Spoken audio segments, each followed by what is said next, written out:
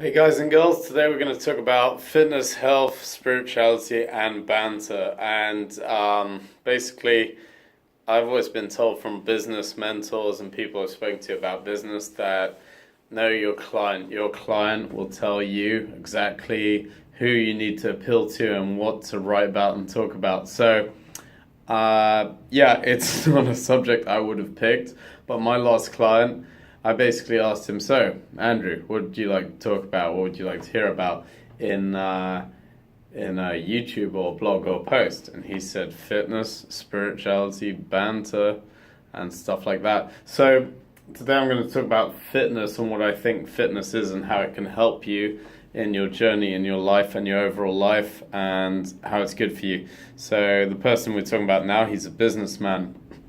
So it's great that you train to get in a certain shape. I don't think that you should train to get into someone else's shape, but into your best shape. And I think there's certain essentials to being in shape. One of them is fitness. So to me, fitness, there's so many different ideas of what fitness is.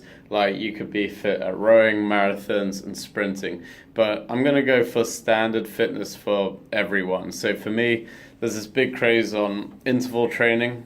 I'm not a massive fan of interval training. I'll actually give you a reason why. I think it's great for athletes, it's great for speed, but I think for the average Joe, for businessmen, people that work in the office, people that want to be fit and healthy, I think sustainable fitness is really good for you. I think that you can get your cardio and you can build your cardio at higher and higher levels and go faster and faster. So for example, a marathon runner will be running at what most people would consider, an elite marathon runner would be running at a speed that most people would consider to be like a full out sprint. So yeah, to him that's cardio, but to someone else that could be a sprint. So it's all relative. You can build your cardio to a much higher and higher level, and I think it's a lot more admirable than people are giving it. I mean, that's why it worked in ancient Greece when people were on the battlefield. So if it works on the battlefield,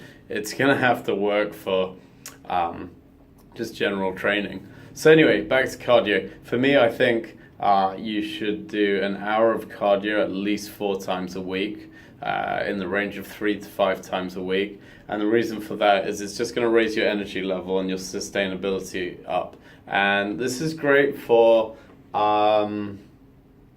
business, for relationships, for your general health.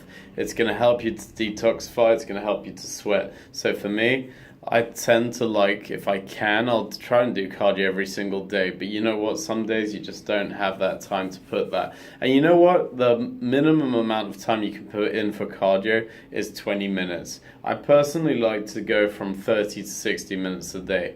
And I tend to like to mix it up. So for example, I would rather do 20 minutes of skipping, 20 minutes of running, and 20 minutes of boxing or shadow boxing. I'm not one that tends to like to do an hour of just one thing, of just running, or an hour of just cycling, because I find that when you do 60 minutes of something, it tends to go towards, depending on your body type and your injuries, give you issues or niggles that are unnecessary from just repetition. And if you're doing something repetitively and incorrectly, it's going to make it even worse. So I tend to think from a fitness angle, a great thing to do is to do 3 things or 2 things for 20 to 30 minutes. And that's going to give you great cardio, and it's going to give you the ability to do so safely without repetition or injury. So that's fitness for you, that's covered.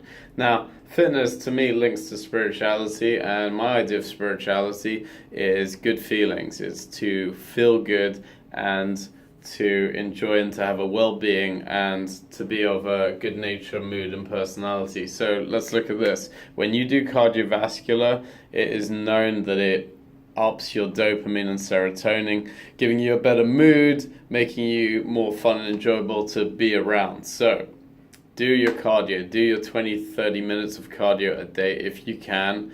Do a minimum of 4 times a week if you're serious about having health and fitness. I think it's absolutely essential.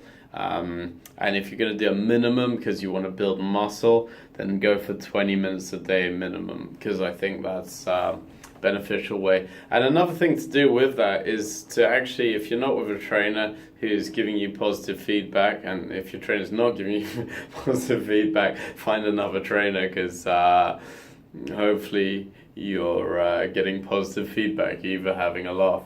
And some of my clients, like, we have banter as well. So that means that I like to joke around. I like to make some of my clients, they know who they are. Certain individuals laugh a lot when training, because the whole point is of training or anything of life is feeling good. I don't believe it is some kind of punishment. When someone says I have to do my workout, that tells me straight away, well, we've got a problem here, because this person says they have to do it. They're not enjoying it. They're not doing it for the right reasons. Now, I don't care if your trainer stimulates your way of thinking, that you're going to a high level of thinking. I've got some clients where we're talking about business, philosophy, and life while training. And there's reasons and scientific background as to why we're doing certain movements. And that's why we're doing it. It's not the fitness stuff, it's more the conditioning stuff, structural stuff, rehab. You know, you've got a thought process, and that's how you become a good coach, by giving the other person ideas of how to improve their body and structure and holding them accountable. But there's also banter. There's like having a joke, having a laugh. You know, at the end of the day, if you're not feeling good about fitness, then something is wrong. So I'd really dig deep as to what's going to make you enjoy it, because it's like brushing your teeth and showering. It's going to be an essential part of your life. It's like sleeping. It's an essential part of your life. It's not something that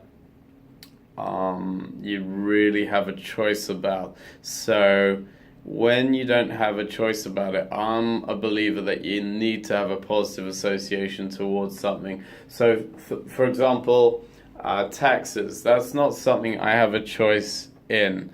It's a governmental thing. It's a thing that we have to do as a country. And accounts.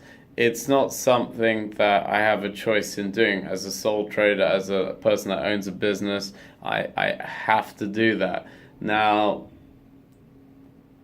what I do is I actually find ways to enjoy them. So, for example, if I save money through my taxes, I've got to find how can I enjoy that. Well, I love learning. I love learning about the human body. I love learning about business. I love learning about psychology. All of that is connected to my business. So if I use my taxes smartly, what I do is I reinvest that money and I put that into my learnings, into my courses. So the whole point of me telling you about this and how this is linked is it's all about positive association, which is what I want you guys to do. If you're saying that, hey, I have to work out, or oh God, I have to work out, and there's negative association, you're not going to get fit, you're not going to get the best out of yourself. So positive association is key.